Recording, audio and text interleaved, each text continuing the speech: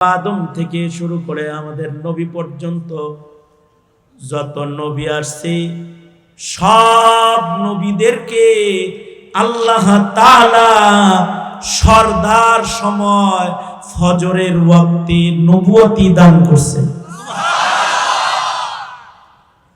আমাদের নবীজিকে নবুয়ত দান করেছে ফজরে, সব নবীকে নবুয়ত দিয়েছে ফজরে।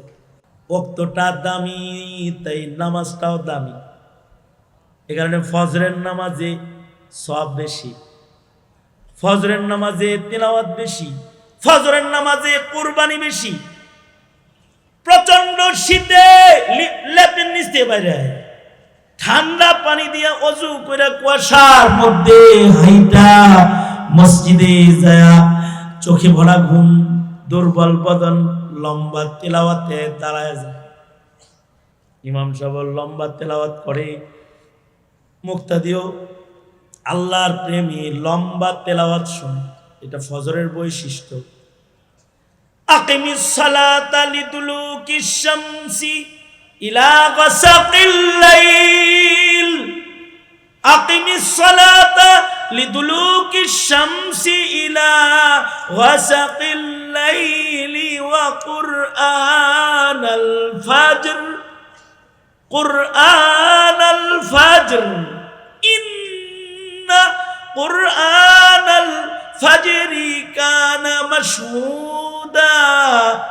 ফজরের তিলাওয়াত এটা সাক্ষী তিলাওয়াত, ফজরে লম্বা তিলাওয়াত হয়, ফেরেশতাদের আনাগোনা হয়, ফেরেশতারা বান্দার কোরআন শোনা, কোরআন পড়া সাক্ষী হয়। ফজরের নামাজটা সরদার নামাজ।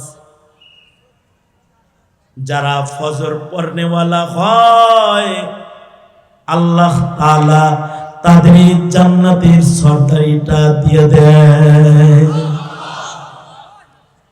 ফজর আমিন, ফজর যেহেতু আমিন, আমির যেহেতু আছে ওজিরও আছে, আমিরের ওজির থাকে।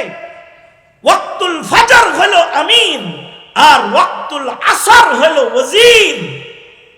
ফজরে বন্টন করেছে নবুয়ত আর আসরে আল্লাহ তাআলা বন্টন করেন বেলায়াত।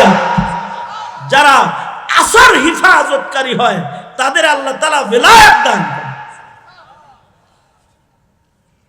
এ কারণে আসরের নামাজের কথা আলাদা করে আল্লাহ বলেছেন।